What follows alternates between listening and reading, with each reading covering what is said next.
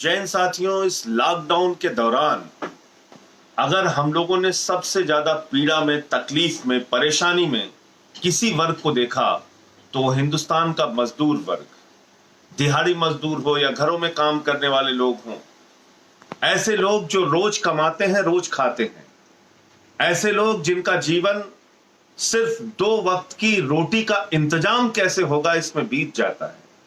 हमने देखा लोग अपने अपने घरों से निकल पड़े 1200 किलोमीटर की यात्रा पे, 1400 किलोमीटर की यात्रा पे। कई लोगों की रास्ते में जान चली गई, घर नहीं पहुंच पाए। ऐसे तकलीफ के, ऐसे दुख के मंजर हमने देखे। छोटे छोटे बच्चों को लोग लेकर निकल पड़े, लेकिन उनके साथ सरकारों का जो रवैया देखने को मिला वो बहुत तकलीफदेह है। हमने देखा जानवरों की तरह उनको बिठाल कर उनके ऊपर उनको सैनिटाइज करने का काम किया जा रहा है। दवा का छिड़काव हो रहा है जैसे वो कोई अछूत हो और आपके जिले में आ गए हों। और अभी जो कर्नाटक सरकार ने फैसला लिया, ऐसा लगता है कि भारतीय जनता पार्टी प्रवासी मजदूरों को, बिहार के, यूपी के, अन्य प्रांतों के मजदूरों को गुलाम बनाकर रखना चाहती है।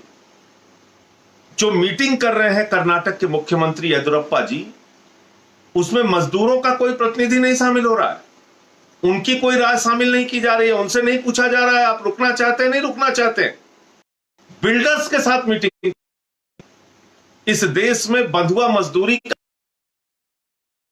जिसमें साफ तौर पे लिखा हुआ है कि किसी भी मजदूर को आप उसकी इच्छा के बगैर नहीं रोक सकते।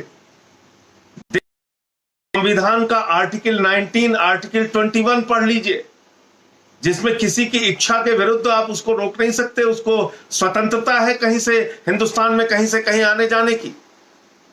और आपने एक तुगलकी फरमान जारी कर दिया कि साहब जो कर्नाटक के अंदर यूपी, बिहार, अन्य प्रांतों के प्रवासी मजदूर हैं उनको हम जाने नहीं देंगे।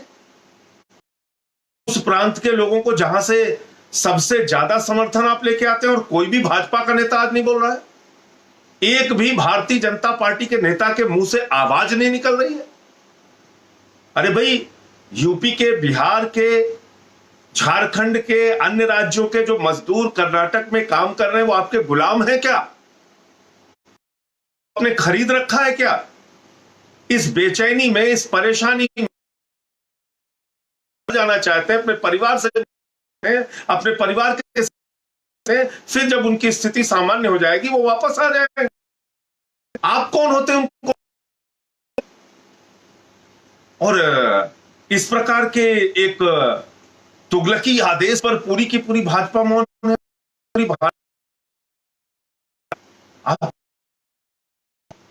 आप किसके लिए काम करते हैं? आपने विदेशों में फंसे हुए लोगों को हिंदुस्तान बुलवाया, अच्छी बात है, सबने आपकी सराहना की। कोई भी व्यक्ति बाहर अगर फंसा है हिंदुस्तानी, उसको आना चाहिए। काम आपने किया, बहुत।